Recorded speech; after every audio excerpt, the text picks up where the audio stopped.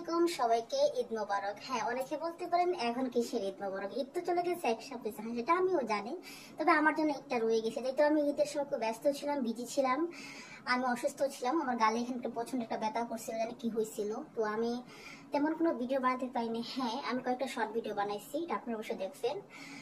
তো ঈদ মানে আনন্দ, ঈদ মানে খুশি। আমাদের মুসলিমদের জন্য বছরে দুইটা ঈদ আসে। তো যখন ছোট ছোট ছিলাম, তখন ছোটবেলা যখন বাবার কাছে ঈদ আসলে কোনো কিছু চাইতাম যে বাবা আমাকে এটা দিতে হবে, তখন বাবা না বলতেন। না বলার কারণে মাঝে মাঝে বাবার প্রতি একটা রাগ হতো, কেন দিতেন। তখন আসলে ওই জিনিসটা বুঝতে পারতাম না। আসলে আমাদের বাবারা যখন কোনো কিছু সন্তানকে না দিতে পারেন, তাদের যে কতটা কষ্ট, তাদের যে কতটা যন্ত্রণা হয়, সেটা আমরা সন্তানটা বুঝতে পারি না। এখন বুঝতে পারি যে আমাদের না বলার কথাটা বাবার যে কতটা কষ্ট হচ্ছিল, সেটা তখনকে বুঝতে পারিনি, এখন বুঝতে পারতেছি। কারণ আমি হচ্ছে একটা দরিদ্র ঘরের মেয়ে। তো আমার বাবা একজন খুবই সাধারণ মানুষ, কাজকাম করে সংসার চালান। তো আল্লাহর রহমতে আমরা ভাই বোন ছিলাম বেশি, পছন্দ মাশাআল্লাহ। আল্লাহ আমাদেরকে অনেকগুলো ভাই বোন দিয়েছেন, তার জন্য আল্লাহ লাখ লাখ শুকরিয়া।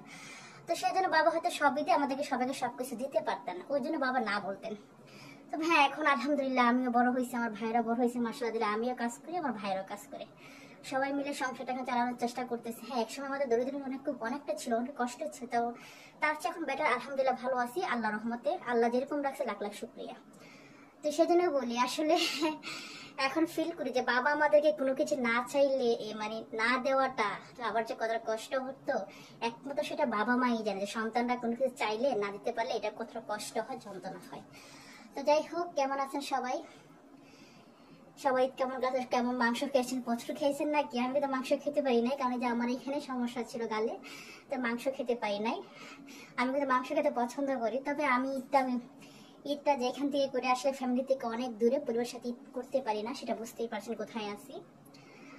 কষ্ট হয় যে ঈদ আসলে বাবা মার কাছে থাকতে পারে না, যেতে ইনশাআল্লাহ আল্লাহ যে বাছায় রাখে একদিন তো দেখা হবে, সামনাসামনি ঈদ হবে।